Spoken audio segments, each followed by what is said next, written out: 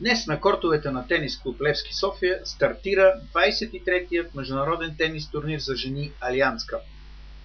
Заявилите участие състезателки са от 21 държави, от 4 континента.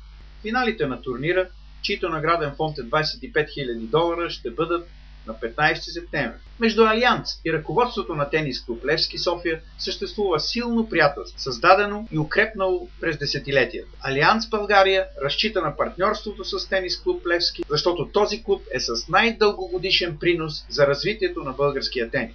Но нека да чуем сега думите на Джаки Алуи. Отново участваш в международен турнир. Дълго време не си играла. Разбрах, че няколко години вече си се състезавала в Щатите, но в отборни състезания. Да. Как се реши да участваш? През 2008 беше последния ми турнир и просто като завърших сега май месец и реших да поиграя още малко и господин Войнов ми гласува доверие и ми даде лаудкарт, който е невероятен шанс за мен и съм много благодарна и тренирам усилено и дано се представя добре.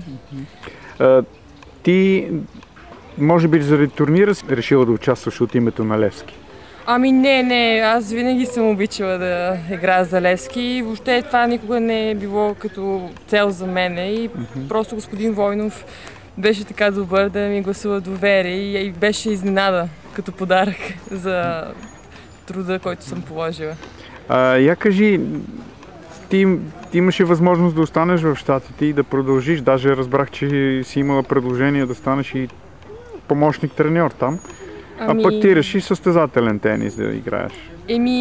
Още не съм, още се чудя. Между двете решения получих оферта, много добро предложение да съм помощник треньорка и да ми се плаща магистратурата и визата да остана в Америка. Но просто ми е страст да се състезавам и някакси ме влече отвътре да играя турнири и още се чуда, обаче много ми се играе и ще видим, тренирам и каквото стане.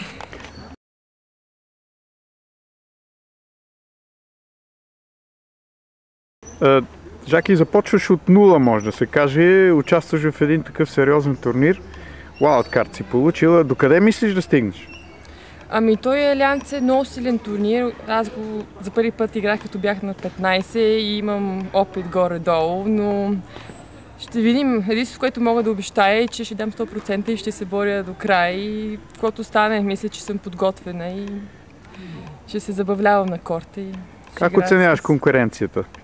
Конкуренцията е много висока. Даже това коментирахме с другите състезателки, че турнира е доста силен, има доста добри състезателки и никой не е слаб, особено в основната схема и каквото стане. Ще биеш ли днеска? Да. Добре, благодаря.